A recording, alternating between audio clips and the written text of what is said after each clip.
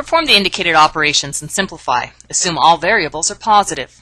Again, we see that we have a quantity squared, and inside the quantity is addition.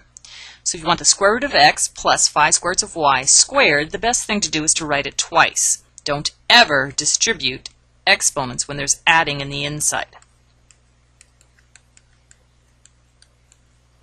So we're going to use the distributive property. The square root of x times the square root of x is the square root of x squared. Now we're going to assume all the variables are positive, and that'll help us to eliminate using absolute value bars. The square root of x times 5 square roots of y, keeping what's outside outside and what's inside inside, we get 5 square roots of xy. 5y times the square root of x is also 5 square roots of xy. Just writing it in alphabetical order. And 5 square roots of y times 5 square roots of y are 25 square roots of y squared.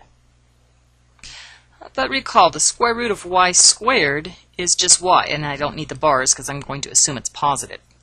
And the square root of x squared is just x. So we have an x, and we have a 25y, and we're ready to simplify and combine like terms.